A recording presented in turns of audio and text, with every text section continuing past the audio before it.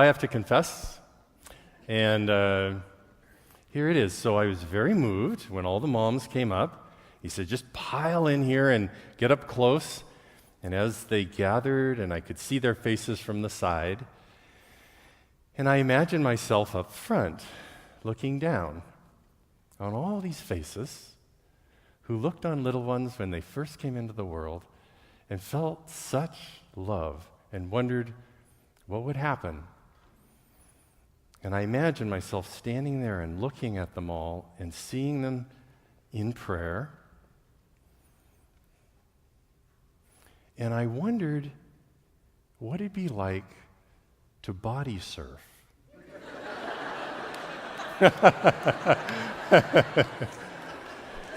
So I confess that and I ask your forgiveness.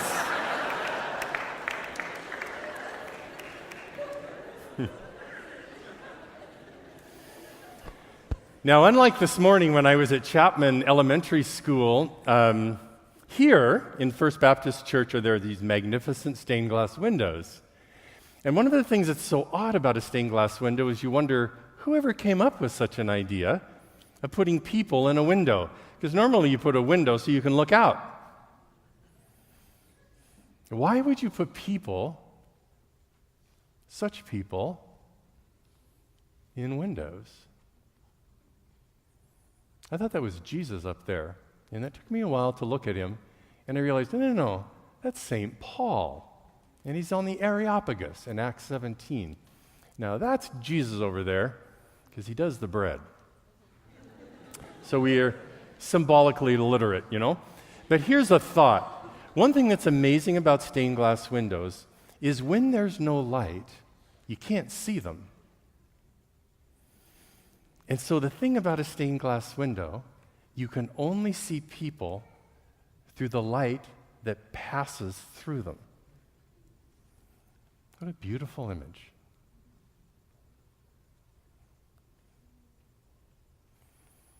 It is Mother's Day, and there was a woman by the name of Julia Ward Howe who, 12 years before 1870, wrote the Battle Hymn of the Republic. She wrote it the same year that the man was born whom they dedicated that window to. I checked it. Nice, subtle. You had to look. She wrote the Battle Hymn of the Republic the same year. If you look at the bottom of that beautiful window up there, you see a name and when he's born, right before the Civil War. Then the Civil War happened, and it ripped the nation apart and took so many sons and wrecked the future of so many daughters. And so the same woman wrote a proclamation to mothers. And she said,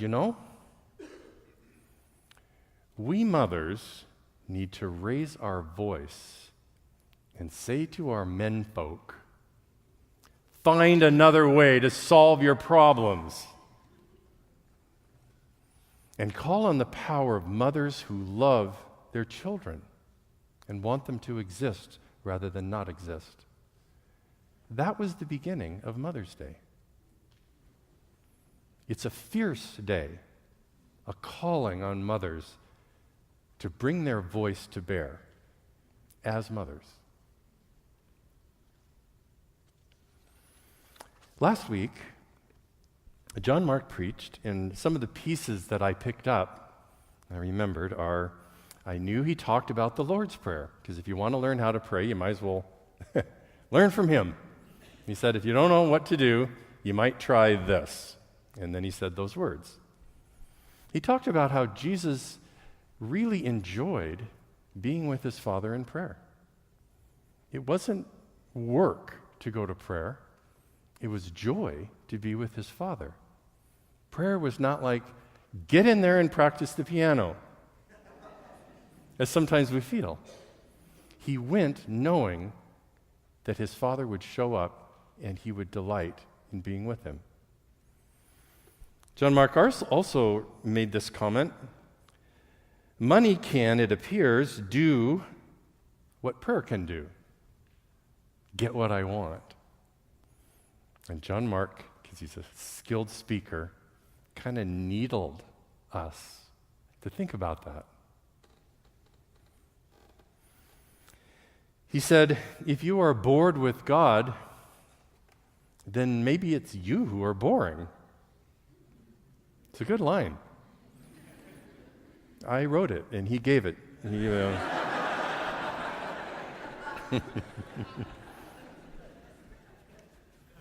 He also said, God does not know how to be absent. These are good lines.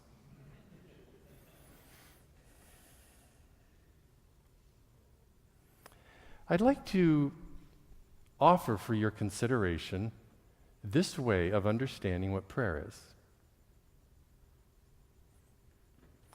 Prayer is a spiritual word. It's a word we pick that we will use to describe all of our experiences, but as understood as sharing them with God. Prayer is a spiritual word that we use to describe all of our experiences, but as understood as shared with God. Prayer is not a special kind of experience. It is a special mode of perceiving all of reality as given us by God to live with Him.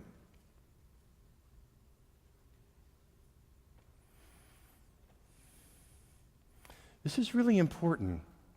I have learned that often when we have experiences in our life, we quickly characterize them as I had a good experience or I had a bad experience, right? It's not good to moralize experience because experience is just experience. And something we thought was bad over the course of time turns out to be a profoundly significant something in our life that truly changed us, so that at a later time it's hard to imagine, well, yeah, it was bad, but what happened with it, it's good, kind of, and it's hard to figure it out.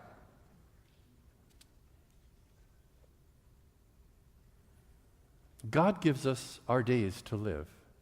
And as we say in an old prayer at the beginning of the day, I was taught as a little boy to always say this prayer when I got up in the morning, and it began, we offer you all our prayers, works, joys, and sufferings of this day, as if giving the day before we even have it. Prayer is a way of seeing all our experience as shared with God.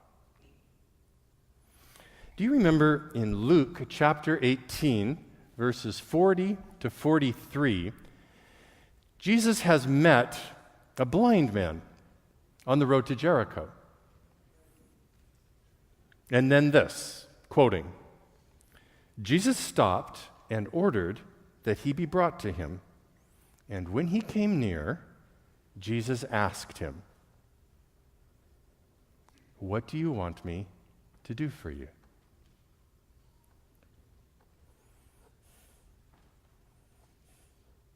That's really good.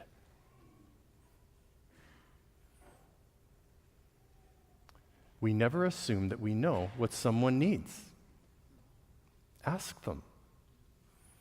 I think Jesus learned how to do this because he'd made a mistake earlier in his ministry where he assumed he would know what they would need.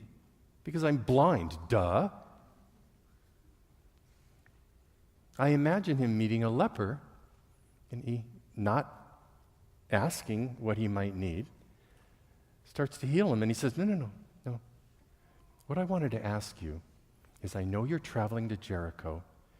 Would you mind checking in with my family and tell them I'm okay?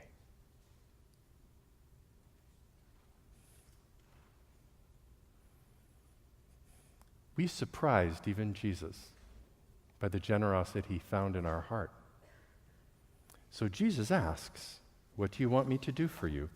He replied, Lord, please let me see. Prayer is a way of seeing all our experience as shared with God. Jesus told him, "Have sight. Your faith has saved you." He immediately received his sight and followed him, giving glory to God. And when they all saw this, they all gave praise to God.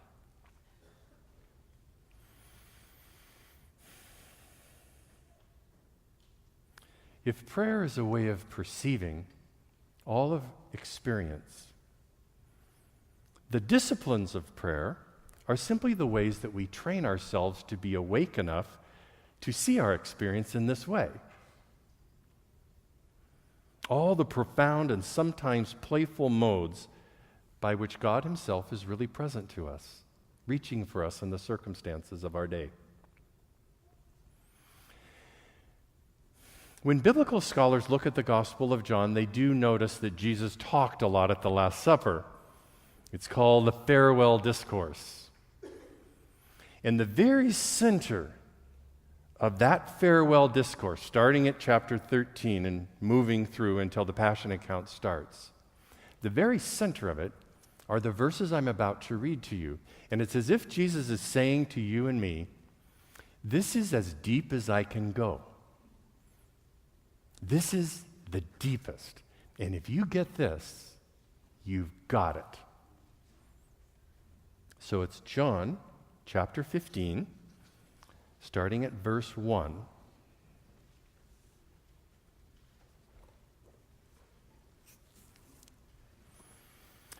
And my translation of that Greek sounds like this: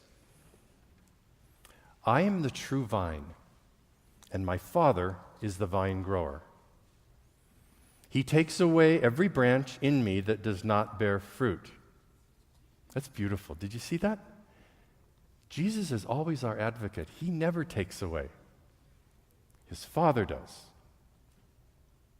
And every one that does, he prunes so that it bears more fruit. Now you are already pruned because of the word that I spoke to you. Remain in me as I remain in you.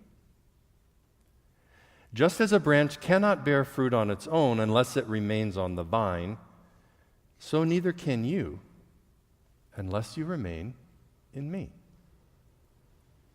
I am the vine. You are the branches. Whoever remains in me and I in him will bear much fruit, because without me you can do nothing. Anyone who does not remain in me will be thrown out like a branch and wither. People will gather them and throw them into a fire, and they will be burned. If you remain in me, and my words remain in you, ask for whatever you want, and it will be done for you. By this is my Father glorified, that you bear much fruit and become my disciples. As the Father loves me, so I also love you. Remain in my love. Beautiful. Beautiful. I wrote that too.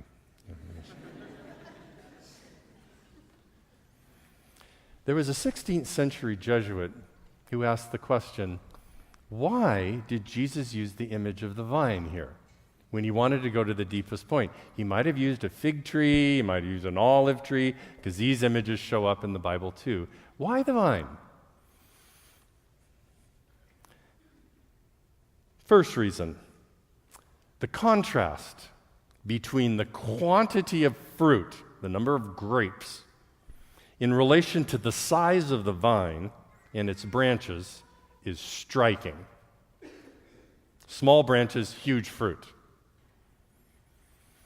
Second, the contrast between a single vine with its modest girth in relation to the multitude of its branches sticking out of it. Third, the fruit, when harvested from the branches and given to the winemaker, produces a gift of sweet drink. that makes everyone but Baptists happy.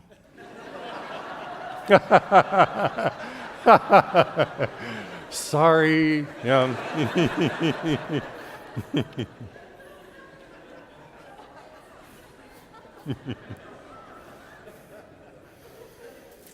It loosens people up.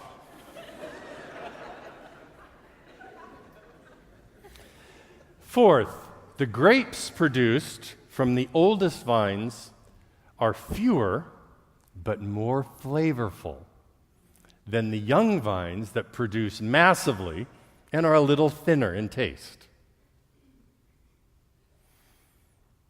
Did you know vines can be 200 years old?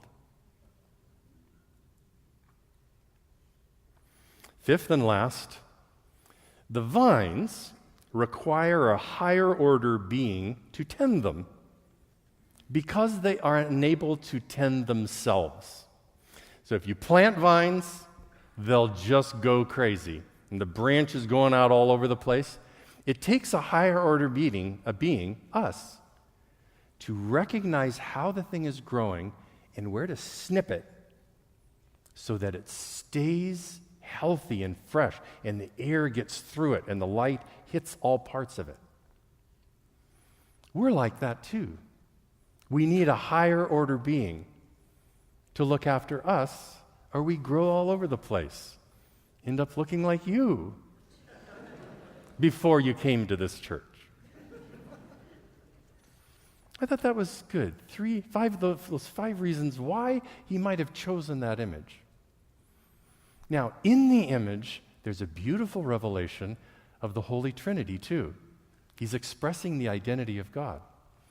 So the vine dresser, the owner of the vineyard, is the one who owns the thing and who decided to plant it and wanting it to bear fruit, the Father. The vineyard belongs to him. The Son is a vine from which all the branches go. Remember, the vine doesn't produce grapes. The branches do, which shows a beautiful courtesy and a collaborative awareness of God that I have my thing and you have yours. But it takes both of us to get there. And the third is the Holy Spirit hiddenly present in the image as the life force that penetrates through the roots and burns vividly up through the stem and bursts out into all the branches and expresses itself in perfect grapes. The same life that's in the Father and the Son, hiddenly present in the image. Beautiful. Each of us have the same beautiful life energy. Not even Dr. Frankenstein could really create life and be successful. It's a mystery given. And that life force burning up through all of us has within it a beautiful finality that if we follow it, it will take us right into the heart of God. But because God wanted it this way, he granted us an artistic relation to the energy he gives us. And he says, I want you to participate in the gift I give and do with it what you wish, because you always surprise me. And so that energy comes up into us, and often we end up throwing it at things, driving it towards things that truly don't matter. And it splinters our focus and leaves us depleted.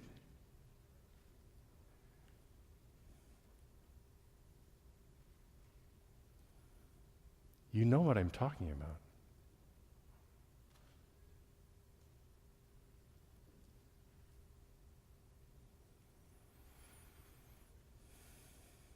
Years ago, there was a Jesuit priest by the name of pt2. You would have liked him. He's a holy guy and a load of fun. He worked on the Native American missions in northern Washington, up in Omak, where Jesuits have been back since the 1860s. He lived in a trailer on the reservation, and one day he is in his trailer, and when you knock on a trailer, it's noisy, right? But it was a courteous knock, so he goes to the door and opens it, and here's Red Cloud. Now, Red Cloud on that reservation was the holiest man, and everyone knew it. That kind of holiness that is kind of unsettling because their presence makes you more real, and sometimes you're not ready for that real. You can get a little skittish around them. And he comes in, and Pat sat him down, not sure what to do to welcome someone. He didn't expect him to be there. And so they start talking, and shortly after, louder, emergency sort of a knock. And Pat jumps and goes to the door and opens it, and there's a man out there saying, "Father Pat, you've got to come. You've got to come right now. They're fighting, and there's a woman, and her child, she's gotten hurt." Well, Pat knew what that meant. Not too many blocks away, and there are no actual blocks, but across the space, there was a bar, a particular kind of bar that was very rough. Every town has them.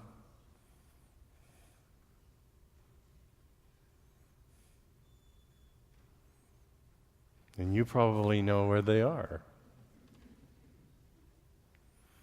The one thing Pat knew is don't go there. This guy is saying, "Pat, you've got to come. Someone's been hurt." And inside he's saying, "No, I've learned. You don't go there when they're fighting." And before he knew it, Red Cloud had gone right past him, right out the door of the trailer, and was starting to walk in the direction of this bar. And then he turns to Pat and he says, "Are you coming?" Yeah. Yeah, I'm coming. So he comes in behind, and Red Cloud is walking. He's like 80 years old.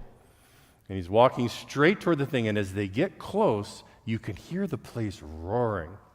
The sound of crying out and profanity and smashing and things getting overturned. Scary. And they get to the place, and Red Cloud goes straight up the steps, straight through the door into the room, with Pat following right behind. And this is what he did.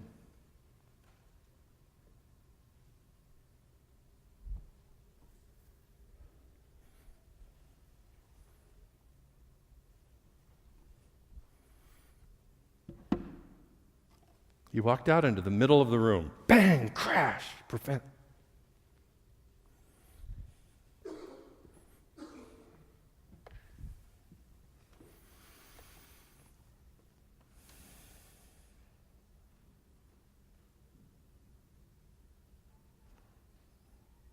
He just sat. And Pat's standing behind him, and in less than a minute, that room was not moving. And everyone was looking towards him. Right in the middle. And then he held them almost an impossible length of time, forcing them, if you will, to be still. And then he raised his head and he said, "Is there a child who's been hurt?" And he looks over to the right, and there's an overturned table, and he sees this woman's head stick up, and her hair is wild. There's blood on her face, and she's been crying. And she raises up, and she says, "My daughter." And he says, "Bring her here." So she walks over, and she has her hand on her daughter's face, and there was blood coming out. She comes over to him, and he says, "Let me have the girl." And so she gives her daughter to him, puts her on her lap, and as the mom's hand came off, Pat, standing right there, saw that her whole face had been torn open by a broken bottle that had been thrown across the room and ripped her face right open. So Red Cloud took his hand and he put it on her dear little face.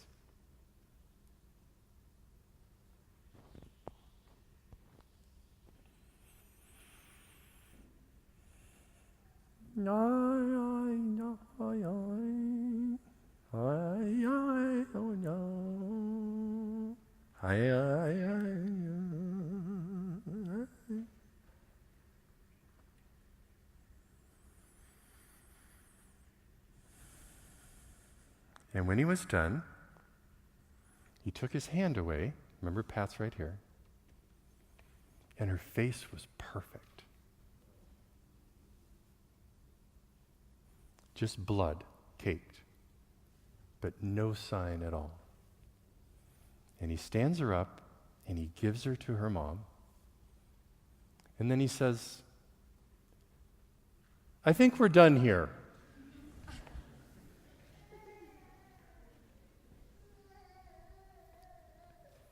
And they walked out.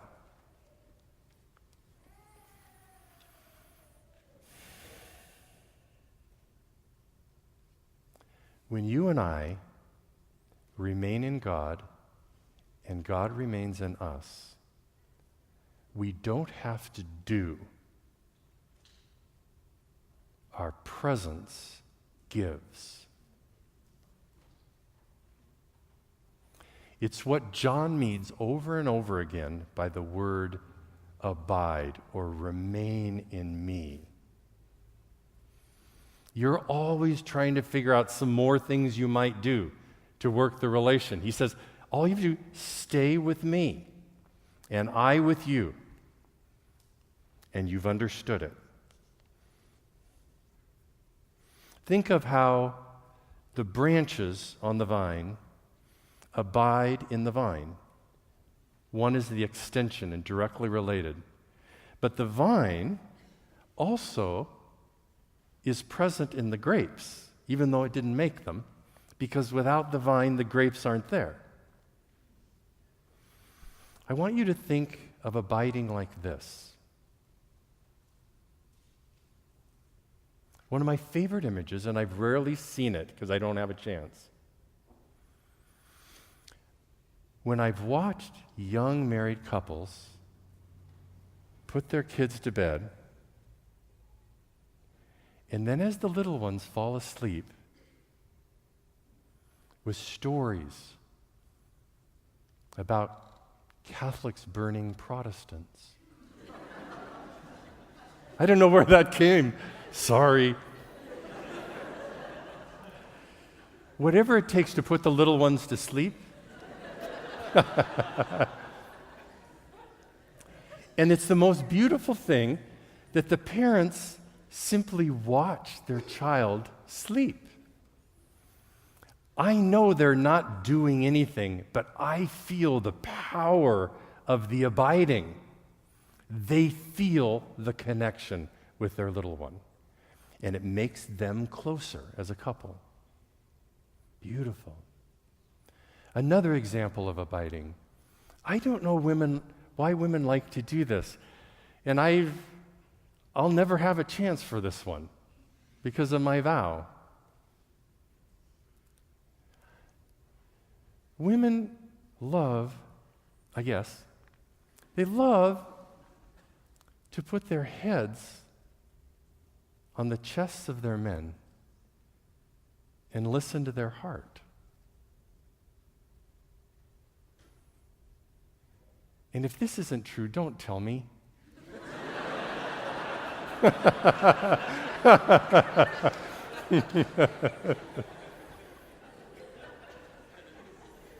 But I love that thought. They're not doing anything. They're feeling the connection. They feel the friendship. And I like to imagine that contemplative prayer is like putting our head on the chest of God and hearing his heartbeat. No questions to ask, no explanations required of God, just the felt sense of friendship. We use the word meditation in Christian language to describe holy thinking about holy things. John Mark is a writer and a publisher, and he writes many homilies too, and you've heard them and appreciate them. He has to meditate in order to do that, to think about holy things. But he wouldn't want any of those books out there or any of the words out there if it wasn't about bringing you to a contemplative awareness of the connection God has with you. A felt sense of the friendship of God.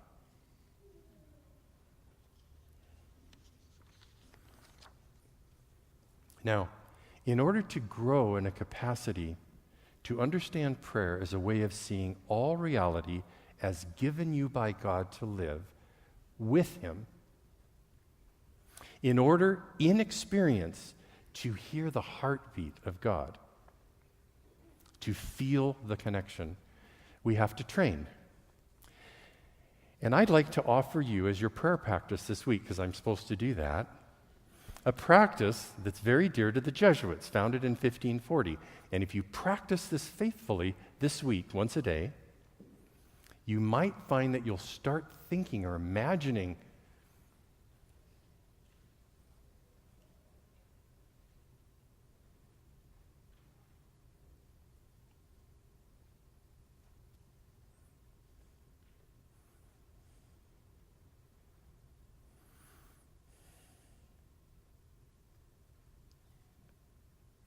It's called the Examen. It's a dear prayer of Jesuits, and it's the practice of the highest art in our fellowship.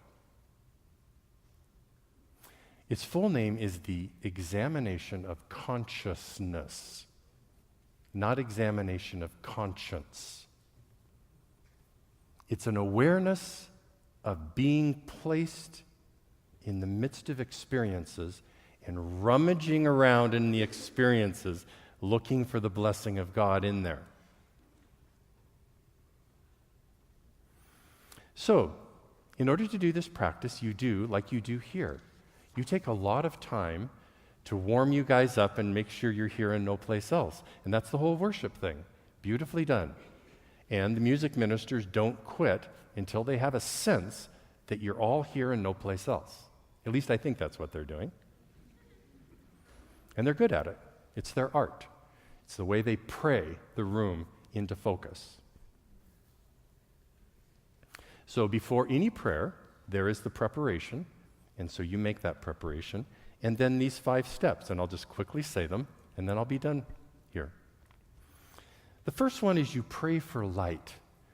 Mary, the Mother of God, is remembered for a prayer that she prayed, "My soul magnifies the Lord," and what she's saying is, I want my life to be the kind of life that when people are around me, I'm a magnifier of God's presence in that space. So that when I'm here, it's easier for everyone else to see that God's here. So we pray at the beginning of the Examen prayer for light, that God will make Himself, just cut us some slack, and make Himself more obvious so we don't miss His presence. Step 1. The second step is rummage around in your experience looking for blessings, moments when you felt blessed, surprised by joy, touched by a graciousness, and hunt for it through your memory. And when you find one, lean into it and open your memory and your feeling toward it so that you're enriched by it. You really experience it. Step 3. Pick among all those experiences where you felt the strongest affective response. Just notice this particular thing drew out the strongest affective response. And this can be things like intense joy or surprise or delight or anger or confusion or hopelessness. Wherever the affect was the strongest, grab onto that and lean into it, looking to understand what it means. Step 4, take that experience to Jesus and say, have you ever felt anything like this before? And He might remind you of a text from the gospel in which He had a feeling like that. So you go read it so that the feeling you have helps you understand what he felt. And in that regard, you grow together.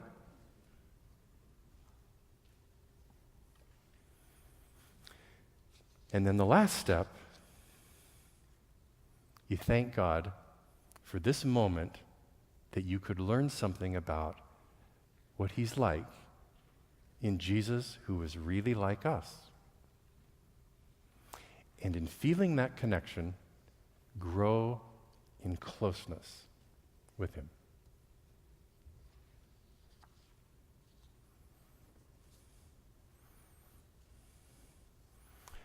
And last of all, I'm an old guy. I'm 62. And now I'm racing toward my sarcophagus.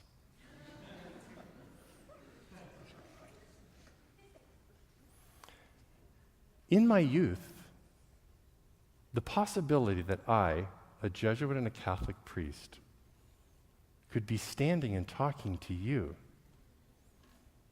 so spiritually lost and in need,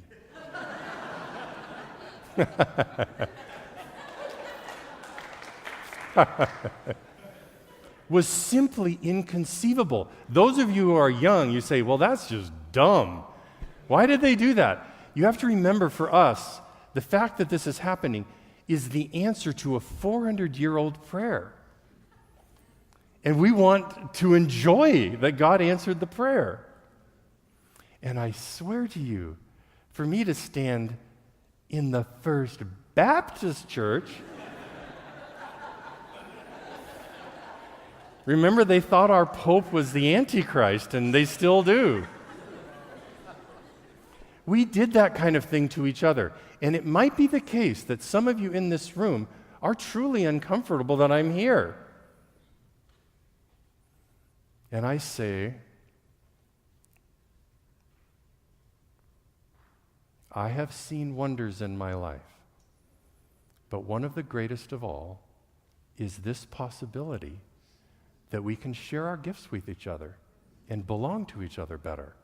It's one of the greatest gifts I have seen in my life. But it wouldn't happen if John Mark, your pastor, presumably with the okay of the other pastors who work here, can I go way out over the tips of my ski and bring a Jesuit Catholic priest here? It wouldn't happen without that. And so I give him credit and notice that. Thank you.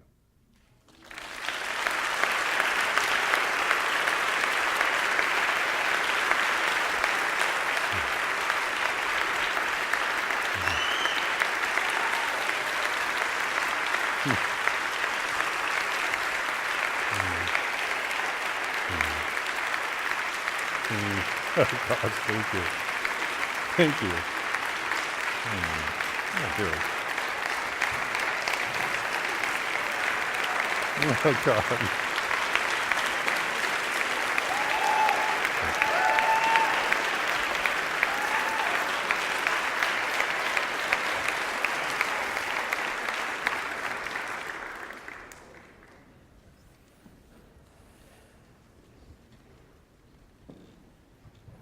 That was a vision of heaven. You walk in not sure you belong there, and everyone stands up. And even the people you hated all your life and they ended up in heaven too.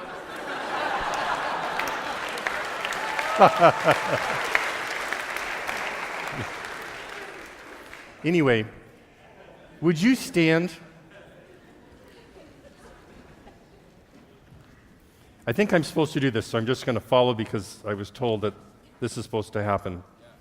Okay, so I'm just going to very quickly just take you through the examen, and you'll see this expressed to you on the website, I guess, wherever that is. Okay? So, take a moment, and this will be very quick, but just give you a feel for it. Go with me in this prayer. Pray that God remembers who you are and is willing to be obvious. So pray for light. And the light you're praying for is to be able to see your experience as something given you by God to live with Him.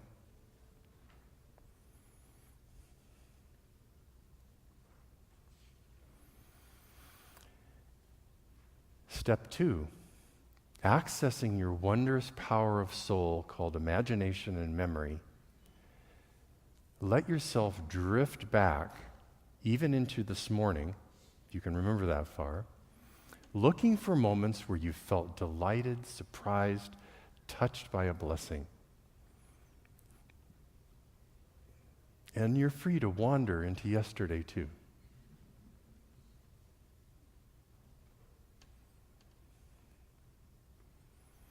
As you feel the blessing, lean into it and release and open your powers of memory to savor it and deepen the gift.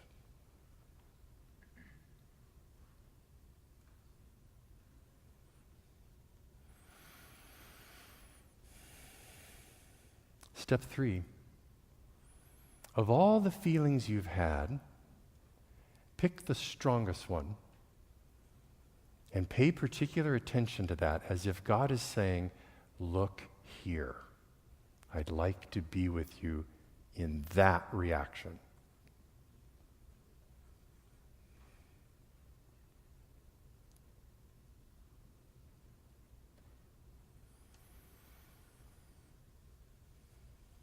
And then take that feeling that you feel and talk with Jesus about it. Did you ever feel it like this? Am I okay feeling this? Or what did you do when you had this feeling that was so strong? Heart to heart, friend to friend.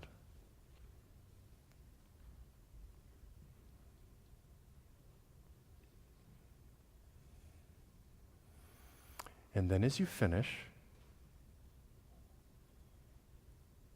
thank Jesus for being willing to show you something of his own affect through yours shown him. Thank him for the closeness you feel. Amen. Please be seated.